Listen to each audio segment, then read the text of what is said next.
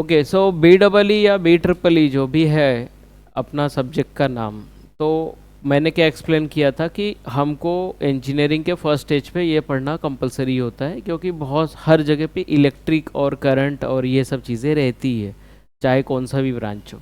तो हमको कुछ चीज़ें जाननी पड़ती है, चाहे वो नियर इंफ्रास्ट्रक्चर हो, एकदम मॉडर्न इंफ्रास्ट्रक्चर हो, मेकाट्रॉनिक्स हो, इलेक्ट्रॉनिक्स हो, सॉफ्टवेयर हो, कुछ भी हर जगह थोड़ा हमको जानना चाहिए।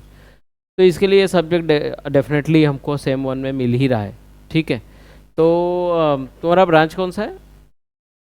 ओके, तो हर एक जगह पे हमको ये पढ़ना, ये जानना होता है। तो कुछ चीज़ें बेसिक थी जो मैंने शुरू करा था last time, just to make you understand. तो हमने क्या किया था, सबसे पहले एक वोल्टेज का डेफिनेशन लिया था। वोल्टेज को हम लोग क्या बोलते हैं? Difference of potential. हम इसको, पोटेंशियल का मतलब होता है चार्ज लेवल। ओके, तो फिजिक्स वगैरह से कुछ चीज़ें हैं, कुछ बातें हैं जो हमको वैसे ही मान लेना चाहिए, उसमें कुछ झगड़ा नहीं करना है। जो फिजिक्स ने बोला वो मान के आगे मैं उससे क्या बना सकता हूँ उसके ऊपर ध्यान देने का। तो अभी पोटेंशियल का मतलब क्या है? Charge level. चार्ज लेवल बोले तो क्या कि इलेक्ट्रिकल हाइट। अब इस रूम की हाइट निकालना है तो ceiling height minus floor height कर लेंगे। वैसे ही जो है दो वायर के बीच का वोल्टेज भी निकालना है तो ऐसे ही करना होता है। अगर एक वायर जीरो के हिसाब से 10 वोल्ट पे है और दूसरा वायर समझो खुद जीरो पे है, या रेफरेंस बोलते हैं उसको, अपने इधर अर्थिंग को जीरो इधर बोलते हैं, लेकिन हर एक बॉडी का अलग होता है। अभी सेलफोन का जो मदरबोर्ड है वो हमारे लिए रेफरेंस बनता है। तो ये वोल्टेज क्या होता है? तुमको डिफरेंस ही निकालना है, मतलब 10 माइनस जीरो ही करना है। पहले wire minus higher potential minus lower potential, इसको बोलते हैं ऊपर की ऊंचाई से नीचे का ऊंचाई, बिकॉज वोल्टेज जो है हाई और लो के फॉर्म में आता है। अब ये दो वायर और मैंने लिए, एक वायर 10 वोल्ट पे, एक 5 वोल्ट पे, तो इनके बीच का डिफरेंस कितना हुआ? 10 - 5, उसको बोलते हैं वोल्टेज। एक वायर 5 वोल्ट पे, दूसरा -5 वोल्ट पे, एक 0 से 5 वोल्ट ऊपर है, एक 0 से 5 वोल्ट नीचे है, तो टोटल डिफरेंस कितना हो गया? 5 हाई वाला 5 माइनस ऑफ -5 10। तो इस तरीके से देखा तो हमको क्या मिलता है? वोल्टेज मिलता है, मीन्स डिफरेंस मिलता है। तो ये तुम्हारा वोल्टेज हो गया। वैसे ही देखो लास्ट में दोनों निगेटिव लिया है, तो वोल्टेज पॉजिटिव भी हो सकता है, निगेटिव भी हो सकता है। -2 बड़ा है कि -8? जीरो के जो नज़दीक है वो बड़ा है, तो -2 में से 8 माइनस किया तो दैट हैज़ बिकम 6। मतलब है दोनों माइनस में ही, लेकिन उनके बीच का डिफरेंस कितना है? 6 वोल्ट है। तो इसीलिए वोल्टेज को सिंपल टर्म में ऐसा याद रखो, कोई भी दो वायर मिला या दो पॉइंट मिला, उनका डिफरेंस निकालने को वोल्टेज बोलते। करंट का डेफिनेशन हमारे पास में है। करंट को सिंपल बोलते हैं rate of flow of charge. अगर मेरे पास एक वायर है, ये वायर का साइड कट पार्ट है, आगे का पार्ट है, तो इसको बोलते हैं क्रॉस सेक्शन। हर एक वायर क्या होता है? सॉलिड होता है, चाहे कितना भी पतला हो सॉलिड रहेगा अंदर से। तो उसमें से कितना चार्ज पर सेकंड जा रहा है उसको बोलते हैं current. Rate of flow of charge Q/T, coulomb होता है इसका और सेकंड होता है इसका यूनिट, उसको एम्पियर ने अपना नाम दिया, तो करंट को हम एम्पियर में लिखते हैं। एक छोटा सा लॉ भी जानते हैं हम लोग पहले से, right from 12th standard, diploma, हर जगह से, क्या कि ओम्स लॉ क्या होता है? Voltage is proportional to I. Proportionality constant हटाए तो आर लग गया, आर को बोलते हैं रेजिस्टेंस, वो बात करते हैं। तो ओम्स लॉ ऐसा ट्रायंगल में याद रखोगे तो ज़्यादा अच्छा है। V is equal to I into R कर लेने का, आई निकालना है तो V डिवाइड बाई आर कर लेने का, आर निकालना है तो V/I कर लेने का। तो तीनों तरीके से हमको मिल जाएगा। ठीक, तो ये एक बेसिक हमने छोटा सा कवर किया था पहले। उसके बाद हमने बात की थी दुनिया के 3 कंपोनेंट में। तो BEE में या इलेक्ट्रिक की दुनिया में 3 तरह के कंपोनेंट होते हैं। हम हर चीज़ को 3 कैटेगरी में डाल सकते हैं। एक है रजिस्टर, एक है इंडक्टर, एक है कैपेसिटर। रजिस्टर का सिंबल और उसका यूनिट ओम्स है। ये इंडक्टर स्प्रिंग के जैसा होता है, इसको इंडक्टर H हेनरी उसका यूनिट है।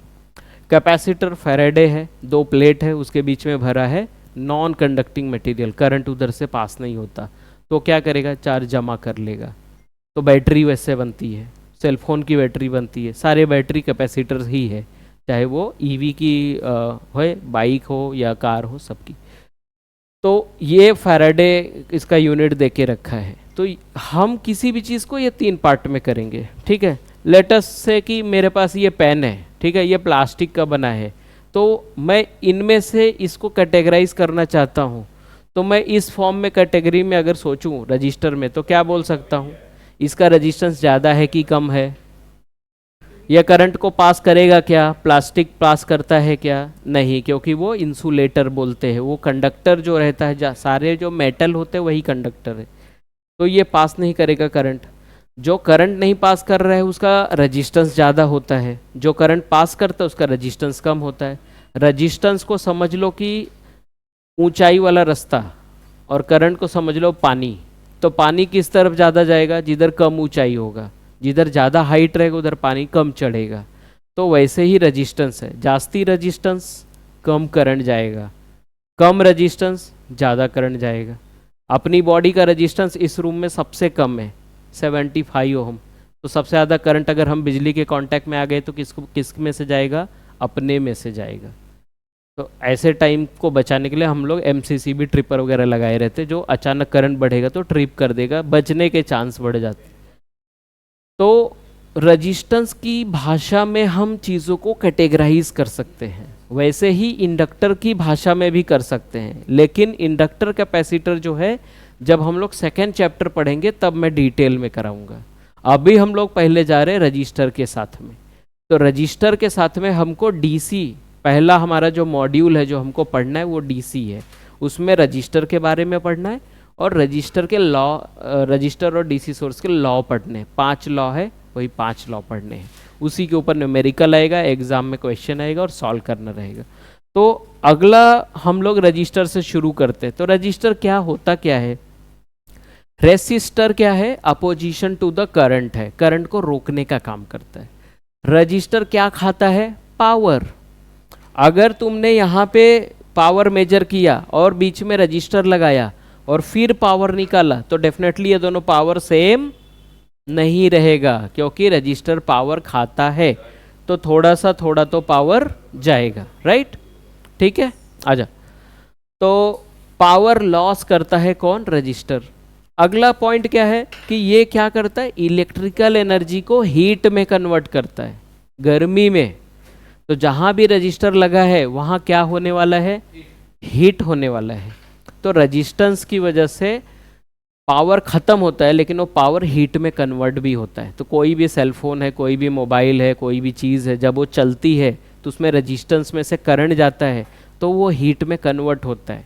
तो अगर फ़ोन थोड़ा बहुत गर्म हो रहा है तो कोई घबराने की बात नहीं, बिना मतलब के बहुत ज़्यादा गर्म हो रहा है, बैटरी फास्ट है, तो फिर आप देखो क्या प्रॉब्लम है, हार्डवेयर है कि हैकिंग वाले सॉफ्टवेयर है, क्या है, वो बात की बात है। तो हमारे पास क्या है, सबसे पहला प्राइम चीज़ क्या है, रजिस्टेंस। अब एक सबसे बड़ी बात क्या है कि दुनिया में जितने भी लोड हैं, जितने भी जगह पे करंट जाता है, हर एक चीज़ रजिस्टेंस को लेता है। अभी यहाँ पे एक बटन लगा दिया और एक ट्यूबलाइट या एक लाइट बल्ब जो है स्टेशन पे लगा दिया, तो जलेगा क्या, अगर वायर से कनेक्ट किया जलेगा। लेकिन अगर वही वायर को मैं चर्चगेट स्टेशन पे या बहुत 10-50 किलोमीटर दूर लगाए तो जलेगा।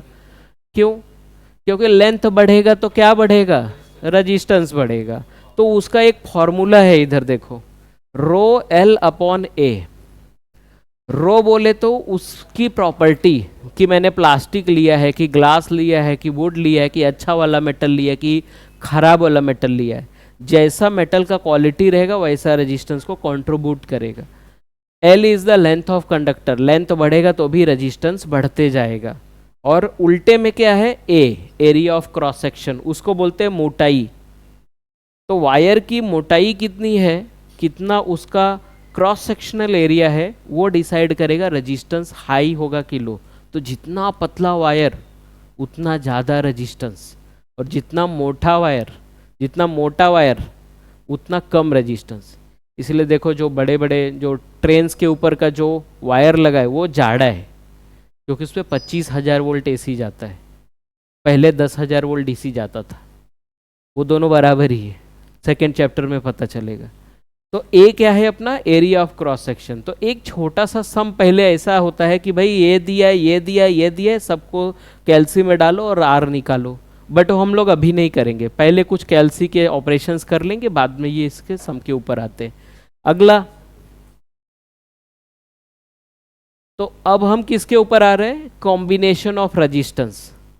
जब हम रजिस्टेंस की बात करते हैं, रजिस्टर देखा है क्या तुम लोगों ने कभी, रजिस्टर देखा है, सर्किट में कहीं ना कहीं एक छोटा सा रजिस्टर लगा रहता है, ठीक है, उसके दो टर्मिनल होते हैं, मेटल का लीड होता है, एक साइड में एक लगा, एक साइड में एक। एलईडी के पहले देखोगे तो रजिस्टर लगा रहता है, क्योंकि उसमें करंट को संभाल के भेजना होता है।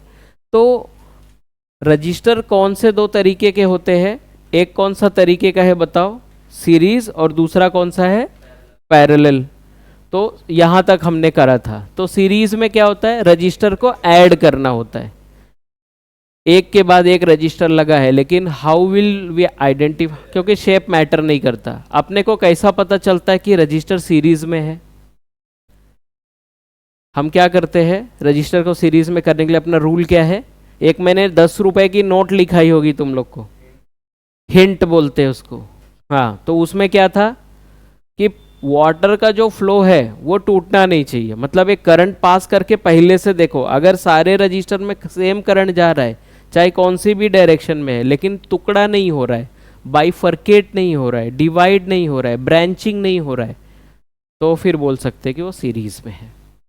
सीरीज आइडेंटिफाई करना बहुत आसान है, हम लोग आगे जितने भी सम करें आसानी से समझ में आता है, लेकिन लफड़ा कहाँ होगा आपको, पैरेलल आइडेंटिफिकेशन में।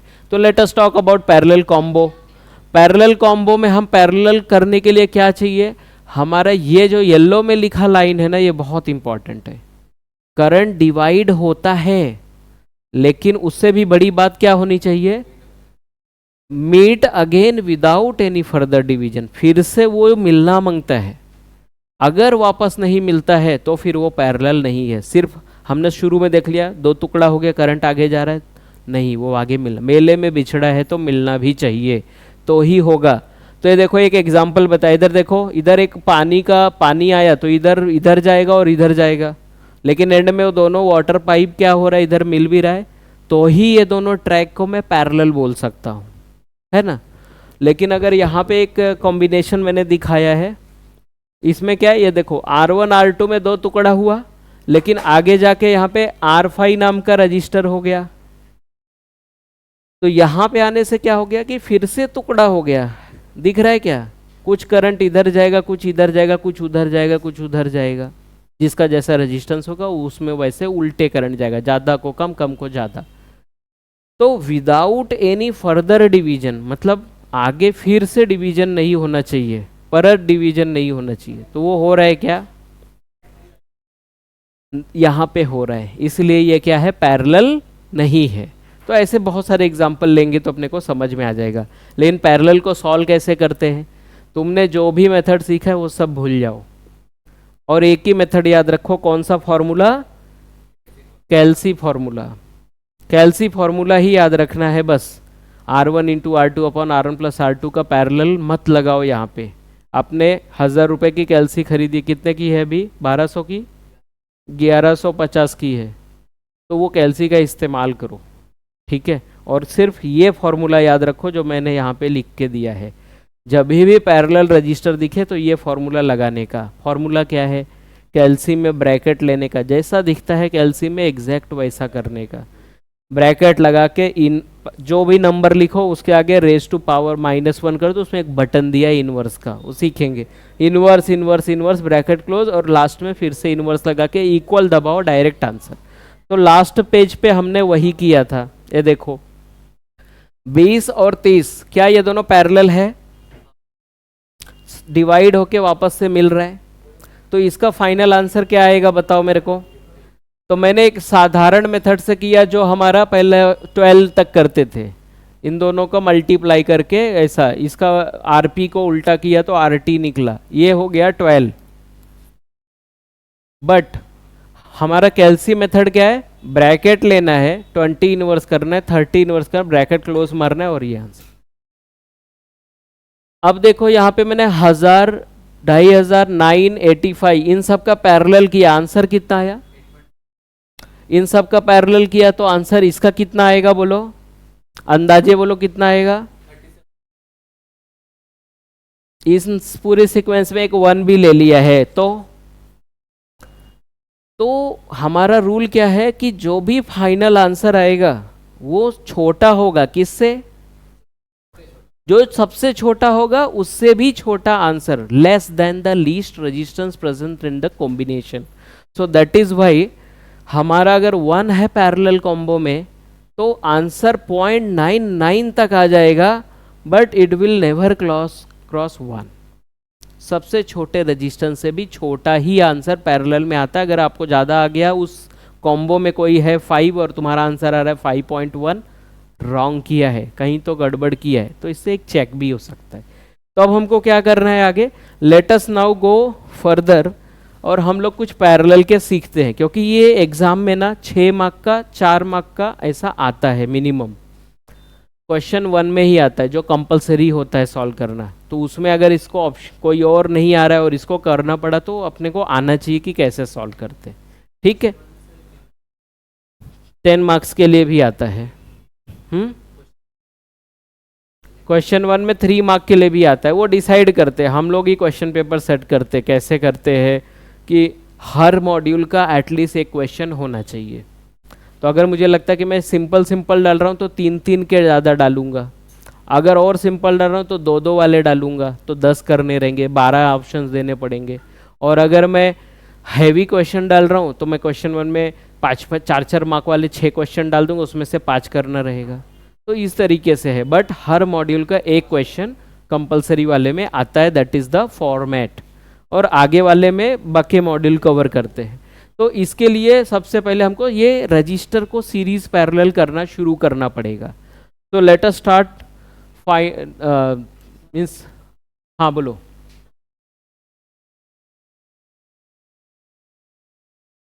इक्विवेलेंट, तो जो कॉम्बिनेशन हम लोग अभी सॉल्व करेंगे ये हर एक लॉ में भी आने वाला है, तो हर जगह काम आएगा। ठीक है, तो अभी मैं एक सम ड्रॉ करता हूँ। तो जो कॉम्बिनेशन हम लोग अभी सॉल्व करेंगे ये हर एक लॉ में भी आने वाला है, तो हर जगह काम आएगा। ठीक है, तो अभी मैं एक सम ड्रॉ करता हूँ। सो एक सर्किट दिया है, मुझे उसका करंट जानना है, बट वो सिंगल लूप का है, मतलब एक सर्किट पूरा दिख रहा है, तो यहाँ तक हमको कोई प्रॉब्लम नहीं होती है। तो बट मुझे क्या करना है, V/R करना है। V का वैल्यू कितना है बताओ, 5 वोल्ट, एंड R का वैल्यू कितना है, R 2 है। तो हमको 2 भी हो सकता है, 3 भी हो सकता है, मल्टीपल हो सकते हैं, बट ओहम्स लॉ लगाना है तो हमको क्या लाना पड़ेगा, एक R लाना पड़ेगा। उसको क्या करेंगे हम लोग, उसको कुछ ना कुछ करके छोटा करेंगे, सिंगल लाएंगे। अब छोटा करने के लिए क्या करना पड़ेगा, या तो सीरीज लगाओगे या तो पैरेलल लगाओगे, तो ये कॉम्बो चेक करना पड़ेगा। अब 3 और 4 के बारे में सोचो, क्या ये सीरीज है कि पैरेलल है, हाँ सीरीज है कि पैरेलल है। तो ये चेक करने के लिए 3 के पहले, 3 और 4 यहाँ ज्वाइन हो, ठीक है, उसके पहले एक ऐसा नकली सा आप कुछ अज्यूम कर लो। अब यहाँ से अगर वाटर जाएगा, पानी जाएगा या करंट जाएगा तो वो 3 में जाएगा, फिर यहाँ पहुँचेगा, फिर यहाँ से किधर जाएगा बोलो, 4 में। तो जब 3 और 4 में पास हुआ तो उनके बीच में, मतलब 3 के बाद 4 में सेम अमाउंट का पानी जाएगा कि कुछ कम होके जाएगा, वोल्टेज कम होता है, करंट सेम होता है एक लाइन में, ऑलवेज रिमेंबर। ये रजिस्टर थोड़ा वोल्टेज खा के अगला वोल्टेज पास करेगा, ये भी थोड़ा वोल्टेज खाता है, लेकिन करंट के मामले में ऐसा नहीं होगा। Current what ever has gone here, same water flow यहाँ पे आ जाएगा, मतलब दोनों में सेम करंट गया, सीरीज है। हमेशा ऐसे ही एक करना है, पहला 5-6 प्रॉब्लम ऐसे करने, धीरे धीरे आ जाएगा। तो 4 + 3 कितना हो गया बोलो, मतलब ये सीरीज कॉम्बिनेशन में था, है ना। तो सीरीज में ऐड कर देते, जितने भी सीरीज रहेंगे उतने ऐड करा, तो ये कितना हो गया बोलो, 7 डाल दिया, तो 5/7 कर दिया। आंसर कितना हुआ, कैल्सी में 5/7 करके ये SD बटन वाला दबाने का, SD बटन जो डिलीट के ऊपर है, तो आपको पॉइंट में आंसर आएगा। ठीक है, कैल्सी लाया है क्या, ठीक है कौन सा वाला है, यही है ना 991, ठीक है। अभी एक ले लो, देखो देखते रहो, ये इसमें देख लें। तो आ गया 0.71, मतलब पॉइंट में आंसर ऐसा लाने का, तो ये आंसर मिल गया है। Okay, again I am using, मैं ये इसी सम को थोड़ा थोड़ा आगे बढ़ा रहा हूं ताकि हमको समझ में आ जाए। ये 3 है, ये 4 है, ये 5 है, ये 6 है। अब ये एक लूप में नहीं है, अब ये दो दो पार्ट में दो है। तो इधर से अगर मुझे करंट चाहिए, how will I find the current at this place? Again Ohm's law लगाने का है। So I have this 5 volt ready, but what is my equivalent? R equivalent. अब ये कॉम्बिनेशन ऑफ रेजिस्टेंस में आ गया। एक एक में होता तो मैं ऐसा करंट डाल के चेक कर लेता। अभी यहां से करंट डाल के ढूंढो तो क्या होगा? बोलो, पानी इधर से निकला तो क्या होएगा?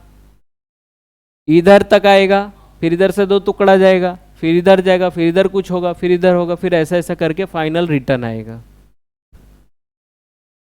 बट समझ में कैसा आएगा कि सीरीज है कि पैरेलल है? अब ये दोनों सीरीज पैरेलल है कि नहीं?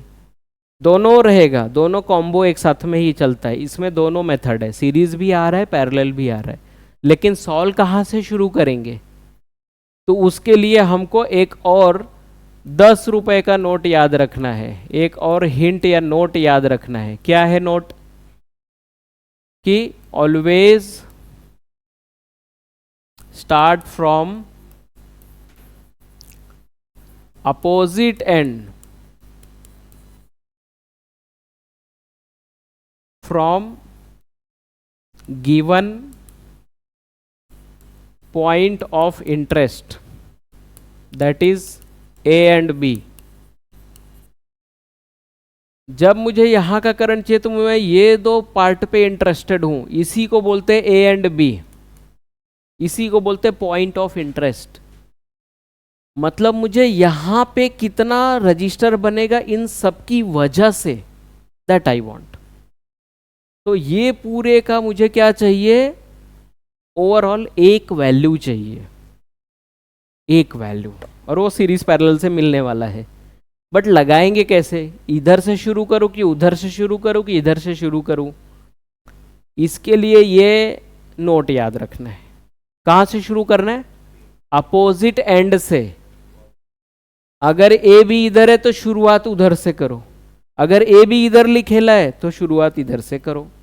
तो इसको हम लोग एक सिंपल टर्म में क्या बोलते हैं? इसको हम लोग बोलते हैं झाड़ू फॉर्मूला।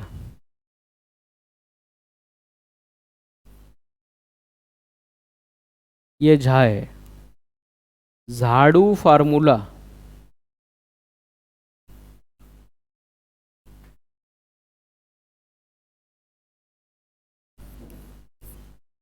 झाड़ू लगाओ। झाड़ू कैसे लगाते हो?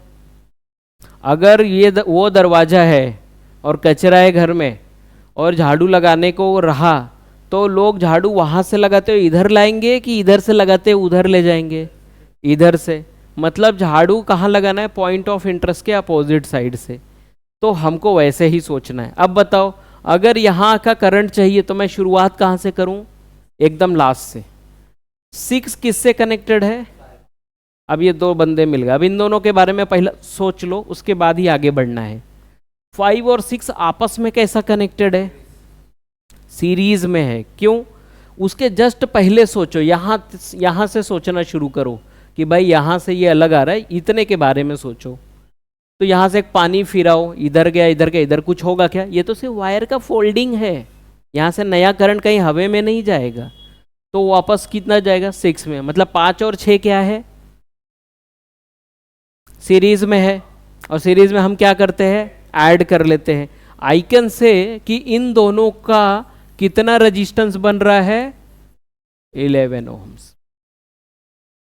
तो फिर क्या करना होता है? रीड्रॉ करना होता है सर्किट। शुरुआती में तुमको हर एक स्टेप पे रीड्रॉ करना है, बाद में आपको थोड़ा विजुअलाइजेशन बढ़ जाएगा, देन यू कैन ड्रॉ 3-4 का एक साथ में, और मतलब कम स्टेप में जल्दी सॉल्व होगा। अभी मैं फिर से ड्रॉ करता हूँ। तो ये 5 वोल्ट हो गया मेरा, ये 3 ओम्स हो गया, ये 4 ओम, ये सब अनटच है, ये एज इट इज रहेगा, है ना। अब इसका कितना बना मेरे को 11। अब यहाँ और यहाँ के बीच में कनेक्ट करना है। ड्रॉ करते टाइम जो अच्छे अच्छे स्टूडेंट रहते हैं, जिनको ऐसा देख के लगता है कि हाँ वो अच्छा मार्क्स लाए हैं, अच्छा किया है, वो सब केटी लेके बैठ जाते हैं। क्यों? क्योंकि उनको क्या होता है, कंफ्यूजन होता है।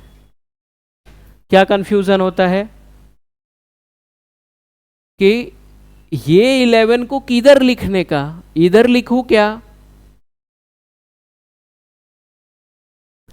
या तो इधर ना लिख के इधर लिखूं क्या, या तो उधर इधर ना लिख के सीधा इधर लिखूं क्या। तो तीनों जगह किधर भी लिख सकते हो, क्योंकि वो एक ही लाइन में है, मुझे उन दोनों के बीच में रखना है।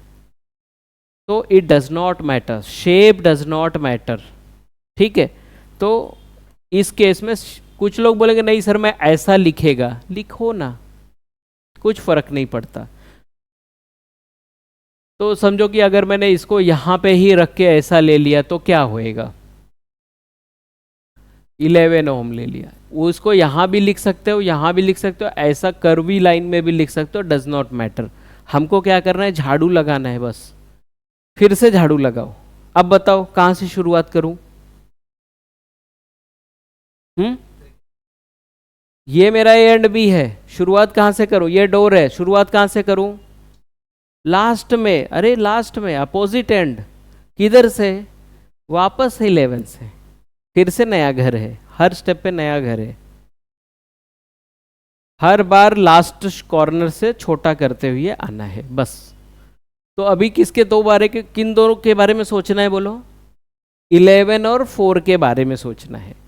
11 और 4 किधर किधर जुड़े बोलो मेरे को, इधर और इधर कनेक्टेड है कि नहीं, they are connected at 2 place which is 4 and 11। अब उनके जस्ट पहले एक पानी डाल के देखो, करंट डाल के देखो, तो पता चलेगा वो सीरीज में है कि पैरेलल में। क्या बोल सकते हो, सीरीज है कि पैरेलल है, बोलो। यहां से एक करंट ऐसा डाल के देखो, ये करंट इधर आया या पानी आया तो पहला तो थोड़ा इधर जाएगा, थोड़ा इधर जाएगा, मतलब डिवाइड हो रहा है। डिवाइड हुआ मतलब पैरेलल की बात मन में आ गई, लेकिन कंफर्म कब होगा, जब वापस से फिर से मिलेंगे बिना आगे डिवाइड हुए।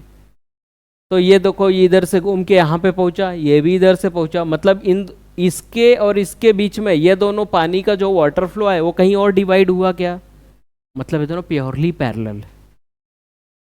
अब क्या बोल सकता हूँ, 4 and 11 क्या है, पैरेलल है। मतलब क्या करना है, ये दोनों को क्या करना है, पैरेलल करना है, मतलब 4 पैरेलल 11।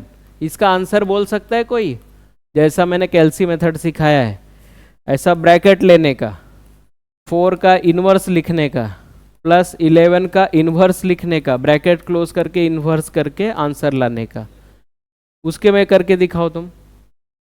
हाँ तुम एसडी में बताओ मेरे को आंसर। 0.34, इतना कम, फाइनल इनवर्स नहीं लाया लगता है। हाँ वो करो, क्योंकि 4 से थोड़ा कम आएगा, लेकिन इतना भी कम, 2.93 ओम्स आ गया,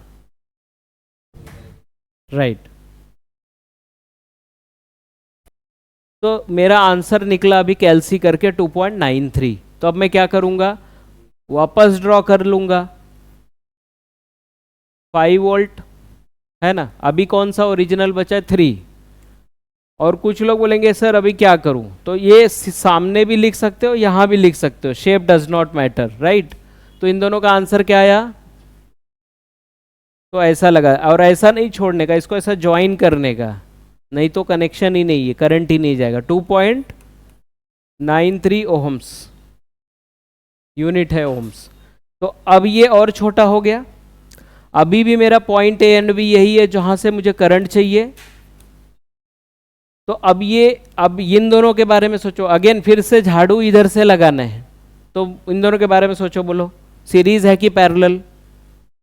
अब इसके पहले से करंट डाल के देखो, पानी आया तो क्या होगा, इधर जाएगा और इधर जाएगा, क्या डिवाइड हुआ दोनों में जाने से, नहीं। मतलब क्या है, ऐड करना है ना, सीरीज है। तो कितना आ जाएगा आंसर फाइनल, तो टोटल आंसर कितना हो जाएगा 5, हाँ 5.93, राइट। तो मतलब ये ड्रॉ करने की ज़रूरत नहीं, बट फिर भी मैं ऐसे दिखा रहा हूँ, ये 5 पॉइंट हो गया 93, राइट, ये 5 वोल्ट। तो क्या अब मैं करंट निकाल सकता हूँ, 5 डिवाइडेड बाई 5.93, आंसर बोलो। पॉइंट में बताना, एस डी बटन दबाना, और ऊपर एक बॉक्स बाई बॉक्स का बटन होता है कैल्सी में शिफ्ट के नीचे, उसको वापरने का।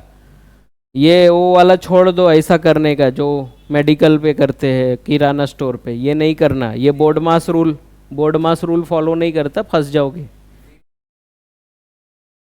बोर्ड मास लगेगा लेकिन प्रॉपर ब्रैकेट लगाना पड़ेगा, क्योंकि बोर्ड मास रूल से कैल्सी सॉल्व करेगा, लेकिन आपने एक्सप्रेशन ही गलत दे दिया, सिंटैक्स ही गलत दे दिया, तो क्या करेगा। प्रॉम्प्ट गलत नहीं देना है ना, नहीं तो चैट जीपीटी भी रॉन्ग आंसर देगा। 0.84, तो मेरा आंसर करंट का आ गया, मतलब इसमें कितना करंट जाने वाला है, 0.84 एम्पियर। तो हमको डीसी में ऐसे ही आएगा, इतना एम्पियर उतना एम्पियर, बट असली लाइफ में इतने बड़े बड़े करंट नहीं होते। असली लाइफ में ऐसा 4 ओम भी 5 ओम भी नहीं होता, 4 किलो होता है, 5 किलो होता है, और करंट मिली में रहता है। गलती से टच हुआ तो भी नहीं लगना चाहिए, लेकिन बड़े बड़े अप्लाइंसेस में बड़ा करंट होता है। एक आदमी को मारने के लिए 1 एम्पियर करंट काफ़ी है। हमारे घर में मिनिमम 3.5 एम्पियर करंट चलता है, डबल हुआ तो 7 एम्पियर। इसलिए जो स्विच लगाते हैं हम जानबूझ के ध्यान देते, कम से कम 10 एम्पियर का या 6 एम्पियर का स्विच लगाना होता है, साधारण वाले। और जो अगर बड़ा कोई स्विच लगाएंगे एसी वगैरह के लिए तो उसको 20 एम्पियर का लगाते हैं, ठीक है, गीजर एसी फ्रिज रेफ्रिजरेटर के लिए 20 एम्पियर का। तो इसलिए तो करंट के बातें हम एसी में ज़्यादा करेंगे। तो इसको देखा, ये सम को कैसे छोटा करके मैंने इधर ला के फाइनल आंसर लाया। ऐसे ही और भी सम आएंगे जो असली में, एक्चुअली ये भी एग्जाम में 1-2 बार आ चुका है, बट अभी मैं एक और सम ड्रॉ कर रहा हूँ, और इसमें मुझे तुम लोग की एक्सरसाइज लगेगी। और अभी देखते हैं कि हम इसको कैसे समझते हैं। और ये एग्ज़ाम में पिछले 18 साल या 20 साल में मेरे ख्याल से 25-30 बार आ चुका है, केटी को मिलाते हुए। तो अब वो वाला सम उठाते हैं, ठीक है, चलो। ओके, तो अब इस तरह का सम, ये सम एग्जाम में 10 मार्क का 5 मार्क का कई बार आ चुका है। सबसे ज़्यादा फेवरेट सम है, मुंबई यूनिवर्सिटी में तो बहुत बार आ चुका है, NMIS में हर जगह ही आता है। आप इंडिया का कोई भी कोना पकड़ लो, इस तरीके के सम आते हैं, उसको आई निकालना है। आई के लिए अपना फॉर्मूला क्या है बोलो, V divided by R, very good. But हमको यहाँ प्रॉब्लम क्या है कि ये R एक ही है और इधर बहुत सारे R दिख रहे हैं, तो मुझे सबको सॉल्व करके एक R लाना पड़ेगा। उसको बोलते इक्विवेलेंट। क्या बोलते, इक्विवेलेंट। तो let us work upon that. तो उधर कैसे काम करेंगे बताओ। तो चलो शुरू करते हैं। तो झाड़ू वाला फॉर्मूला याद रखो। झाड़ू करने को अब कहाँ से मुझे चाहिए, मतलब इस एंड पे मुझे फाइनल आर चाहिए, इन सब का एक ही आर चाहिए। तो मुझे बताओ कि झाड़ू कहाँ लगेगा। घर के कितने कोने होते हैं, 3-4 कोने होते हैं। एक कोने पे दरवाजा है तो बचे कितने कोने, 3। ऐसे सर्किट में भी एक पॉइंट ऑफ इंटरेस्ट है तो हो सकता है और भी कोना हो सकता है। तो एक तो ये एक आखिरी छोर दिख रहा है और एक ऊपर वाला दिख रहा है। हम दोनों जगह से काम कर सकते हैं, एक बार में एक साइड से कर सकते हैं जब तक आपस में मिक्स नहीं हो रहे, या दोनों एक साथ में भी कर सकते हैं। सोचते हैं, ये कौन है 3, ये कौन है 3, ये दोनों के बारे में सोचो। ये दोनों क्या है, सीरीज है कि पैरेलल है, बोलो सीरीज है कि पैरेलल। करना क्या है, किसी के भी यहाँ पे जॉइंट है और यहाँ पे जॉइंट है, किसी भी एक जॉइंट से ऐसा करंट डाल के देखो, वो इधर गया इधर गया, यहाँ क्या हुआ, ये तो वायर का सिर्फ मुड़ाव है ना, रोड है, रोड ऐसा घूम गया तो रोड का 2 टुकड़ा है क्या, नहीं ना।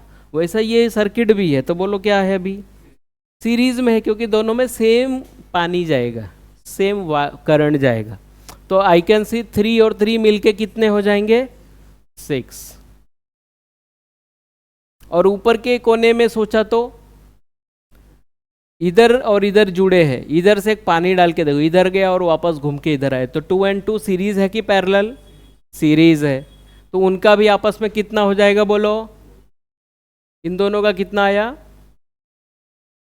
4। करेक्ट। तो अब मैं फिर से ड्रॉ करूंगा पूरा सर्किट,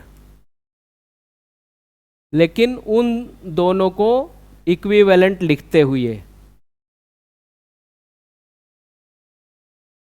इधर 4 है ना, इधर 6 है, यहां तक ठीक है।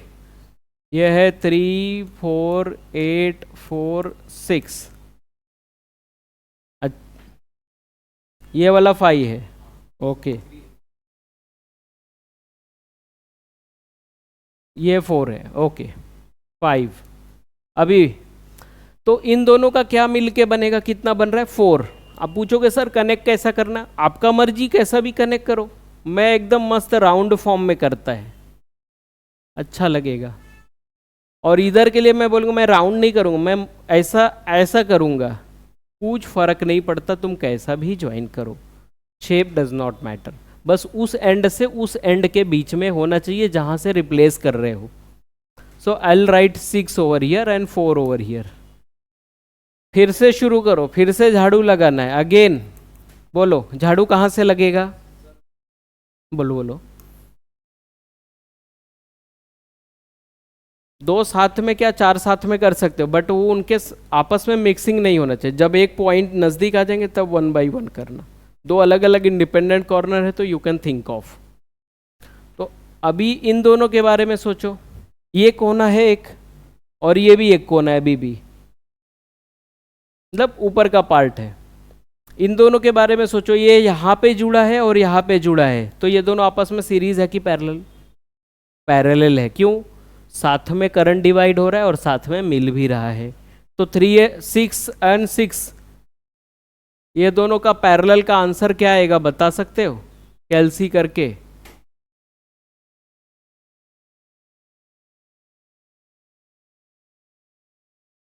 और वैसे ही 4 and 4 का भी करना है।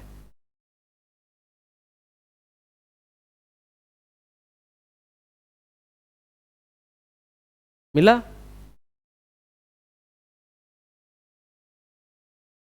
पैरेलल का एक रूल है, सेकंड रूल है कि जब सेम अमाउंट का रजिस्टर पैरेलल में होता है तो आंसर वो रजिस्टेंस डिवाइडेड बाय जितनी नंबर बार रिपीट हुआ है वो कर देने का।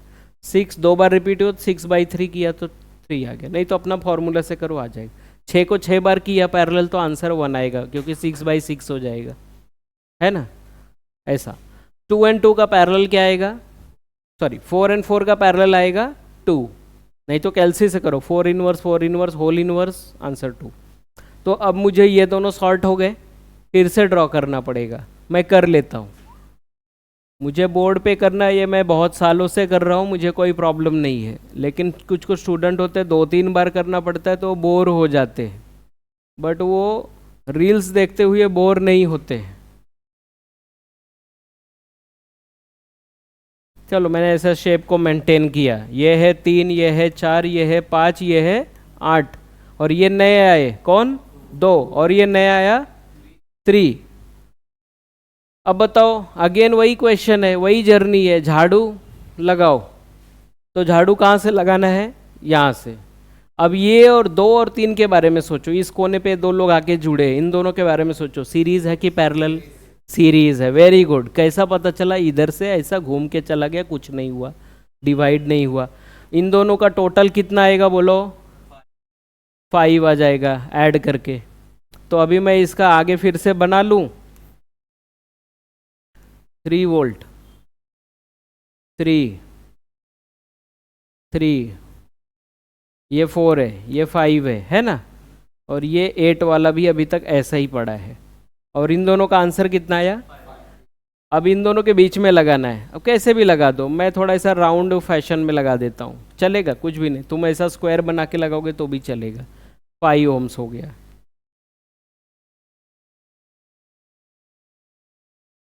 अब फिर से वही झाड़ू लगाओ। अब बताओ,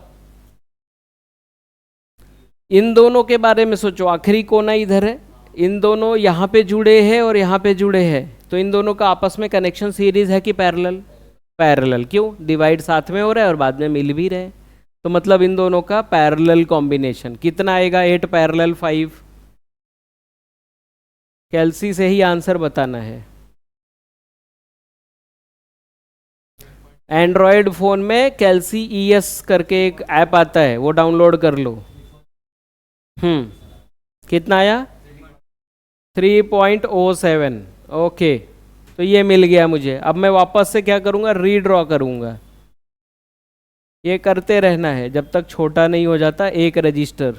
आए 3 है, 4 है, 5 है ना? और अभी इन दोनों की वजह से कितना आया? 3.07। अब बताओ, फिर से झाड़ू लगाओ। आखिरी कोना ये है, इन दोनों के बारे में सोचो।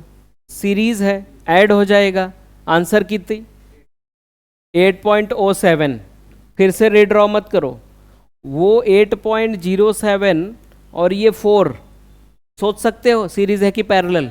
पैरेलल होगा, क्योंकि ये एक लाइन आएगी इसकी जगह पे, तो 4 और वो दोनों पैरेलल आएंगे। तो सीधा आंसर उसका बताओ मेरे को।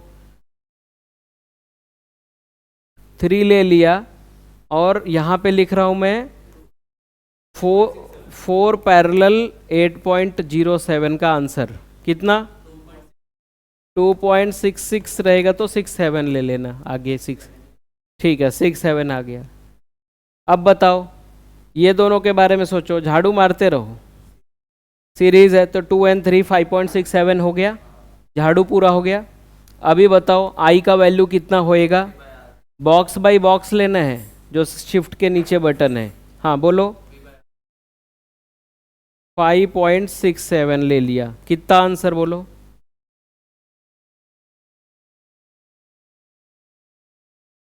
वैदिक मैथ्स वाले यहाँ कुछ ज़रूरत नहीं है, ठीक है? बिना कैलसी के आगे बढ़ने का नहीं, हमेशा कैलसी से करने का। 0.52 एम्पियर, ठीक है?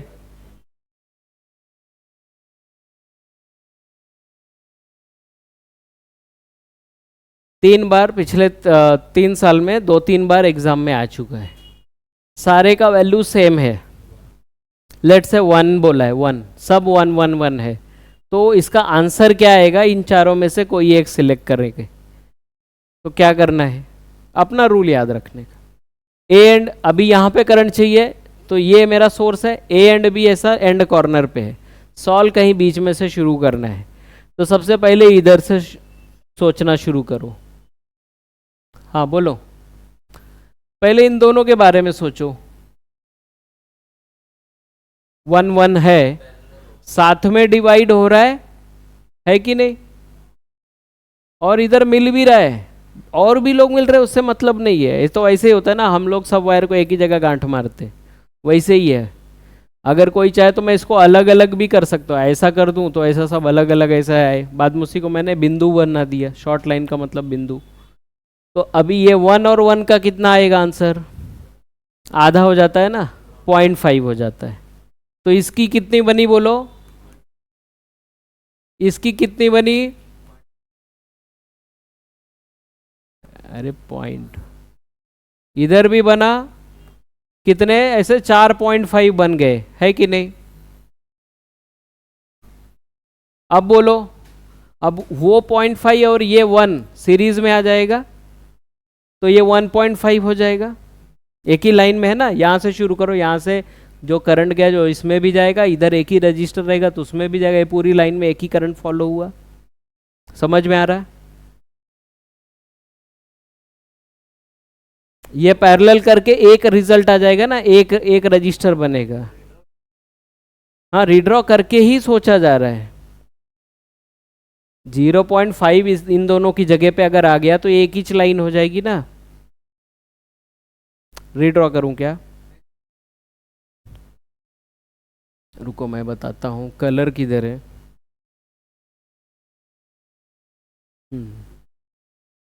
यस, अभी ये 0.5 कितना होएगा बोलो? इधर ऐसा कनेक्ट होगा कि नहीं होगा? ऐसे कितने आएंगे? 4 आएंगे, वो चारों 0.5 वाले है ना, पैरेलल वैल्यू है ना, 0.5 0.5। अब ये 1 और ये 0.5 मिला के कितना हो जाएगा? 1.5। और एक ही बन जाएगा, एक ही रजिस्टर इसका हो जाएगा 1.5। तो वापस से 4 बार 1.5 आ जाएगा। ये भी 1.5, ये भी 1.5, ये भी 1.5। अब देखो ये दो 1.5 साथ में स्टार्ट हो रहे, साथ में एंड हो रहे हैं, ये दो 1.5 साथ में स्टार्ट हो रहे, साथ में एंड हो रहे हैं। मतलब इन दोनों का पैरेलल का आंसर एक, इन दोनों का पैरेलल का आंसर एक। 1.5 पैरेलल 1.5, आंसर है 0.75, क्योंकि आधा करना है, 150 का आधा 75 होता है। तो इधर अभी क्या आ गया मेरे को, इधर फाइनल 0.75 हो गया, और इधर कितना आया 0.75, है ना। अभी मैं यहां तक सॉल्व कर लिया, समझो कि ये लाइन में 0.75, ये लाइन में 0.7, तो ये 1 के साथ जाएगा तो कितना आएगा आंसर। तो ये एक 1.75 की लाइन हो गई, ये एक 1.75 की लाइन हो गई। तो अभी ये दोनों 1.75 की लाइन को कितना आंसर आएगा, 2 है ना पैरेलल, उसका आंसर क्या आएगा, आधा कर दो। वही कैसे पैरेलल, पैरेलल ये दोनों का पैरेलल मतलब आधा करना पड़ेगा। 0.875 और 0.875 और 1, तो फाइनल आंसर मुझे बचेगा क्या 1.875। इसको कैल्सी में डालो, कैल्सी में डाल के इक्वल दबाओ, कैल्सी में ये लिखो वैल्यू और इक्वल दबाओ, तो वो अपने आप आपको रैशनल में लाके दे देगा। इक्वल दबाओ, देखो अपने आप SD बटन आ जाएगा। कौन सा है 15/8 आ रहा है, नहीं राइट है वो, आंसर राइट है। ऐसे ही स्टूडेंट को कंफ्यूजन, ये क्या है 15/8, ये क्या वैल्यू मिला मेरे को, R इक्विवेलेंट। पूछा क्या है करंट, I का फॉर्मूला क्या होता है, V की वैल्यू 1/15/8, तो A/B/C हो गया 8/15। तो ये आंसर राइट है डी वाला। R का वैल्यू वैसा ही दिख रहा है, फिर आप इसमें से ढूंढो मत। वो पहले क्या बोला है, क्या निकालो, I की वैल्यू निकालो, तो V/I करके जो आंसर आएगा वो उसमें से मैच करना है। समझ में आ रहा है क्या। तो इस तरीके से इसको छोटा छोटा छोटा कर सकते हैं, ठीक है। और भी कुछ सम बीच में लाऊंगा मैं, बट वो कैसा है अपने जितना अंडरस्टैंडिंग हुआ है उसके हिसाब से ही चल रहे हैं। तो ये हमारा खत्म हो गया क्या, रजिस्टर्स का खत्म हो गया। Now we will be starting with the DC circuit. DC circuit में हमको ये सारे लॉस पढ़ने हैं, ये लॉस पढ़ने हैं। इसके ऊपर एक एक सम एग्जाम में कोई भी 25 मार्क इस पे डिपेंड आता है, 25 मार्क का आता है। इन सब टॉपिक में से 25 मार्क का आएगा जो कंपल्सरीली अटेंड करने को मिल जाएगा, ठीक है। तो कोई भी 2 पे 10-10 मार्क का आ जाएगा और एक 5 मार्क का आएगा। तो ये हमको करना है। तो इसके लिए हमको पढ़ना है कि डीसी सर्किट कैसे काम करता है, राइट। तो डीसी सर्किट का मतलब क्या होता है, डीसी सर्किट का मतलब है 2 चीज, क्या, डीसी मतलब डायरेक्ट करंट और उसके सोर्स, डीसी सोर्स लेना है। पेज खत्म हो गया। डीसी सोर्स लेना है प्लस क्या लेना है, रजिस्टर्स लेना है। बस पूरे सम में इतना ही है, डीसी सोर्स और रजिस्टर। यहाँ इंडक्टर नहीं दिखेगा, यहाँ कैपेसिटर नहीं दिखेगा, वो सब चैप्टर 3 से चालू होगा। तो what are the DC sources, ये अपना आज का लास्ट टॉपिक है। डीसी सोर्सेस, ये हेडिंग डाल लो, डीसी सोर्सेस क्या है।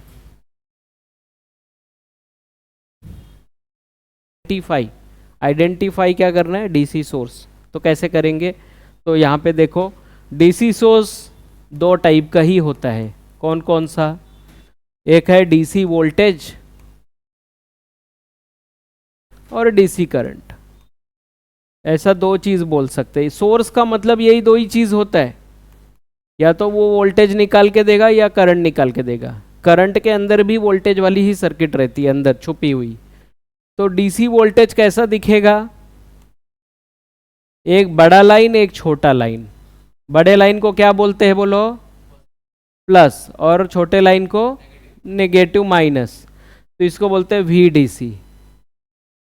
बट एग्जाम में कभी कभी कंफ्यूज करने के लिए ऐसा भी दे देते हैं, बट उसके अंदर ऐसा प्लस और माइनस लिखा रहेगा 3 वोल्ट, तो मतलब ये भी डीसी है और ये भी डीसी, ये दोनों डीसी का सिंबल है। डीसी सोर्स ऐसे ही दिखेगा। अब अगला क्या है? DC current. करंट को डीसी में ऐसा दिखाते हैं, एक सर्कल रहेगा और यहाँ एरो रहेगा, वो बोलेगा कि 2 एम्पियर है, 3 एम्पियर है, जितना भी बोलेगा। सिमिलरली यहाँ पे भी ऐसा करेंगे, यहाँ भी एरो लगाएंगे, यहाँ पे 5 एम्पियर कुछ भी लिखा है। तो इसमें इंपॉर्टेंट क्या होता है? डायरेक्शन। करंट सोर्स में हमेशा क्या मेंशन होगा? डायरेक्शन। तो वो एरो बताएगा कि किधर को डायरेक्टर, ठीक है। तो ये मेरा एक डायरेक्शन है, ठीक है। तो ऐसा ये है, तो 3 फिंगर चलता है क्या? हुआ? नहीं, स्क्रीनशॉट। अच्छा, एनोटेशन बंद करने के बाद ट्राई करना है,